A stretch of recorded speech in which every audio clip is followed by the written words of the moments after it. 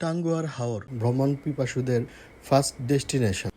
Night ambience at Tanguar Haor is so কুল। সকালটা ছিল আরো ভয়ঙ্কর সুন্দর। টাঙ্গুয়ার হাওর দেশের দ্বিতীয় বৃহৎ মিঠা পানির জলাভূমি। অথই পানি, জলাবন, নীল আকাশ ও সবুজ পাহাড় এই হাওরকে অপরূপ সাজে সাজিয়েছে। বর্ষার সিজন শুরু হলেই টাঙ্গের হাওর হয়ে ওঠে ভ্রমণ পিপাসুদের ফার্স্ট ডেস্টিনেশন।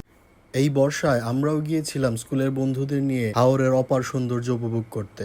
আমাদের যাত্রা শুরু করি ডাকবাংলা ঘাট থেকে। উঠেই রুটি কলা, তারপর চা খেয়ে নাচন কুদনের জন্য রেডি হয়ে যায়।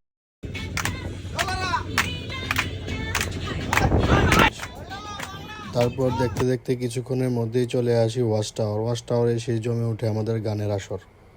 গানের আসর শেষ হতেই তৈরি হয়ে যায় আমাদের ঐতিহ্যবাহী ভাইরাল বরফের শরবত। কিছুক্ষণের মধ্যেই আমরা চলে এলাম টাকার ঘাট।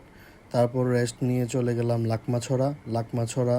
পাহাড় থেকে নেমে আসা শীতল পানি দিয়ে গোসল করে সারা দিনের ক্লান্তি দূর হয়ে গেল। এভাবেই আমাদের দিনটি শেষ।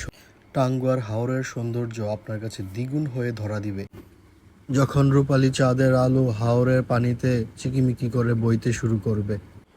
Night ambience at Tanguar Haor is so cool.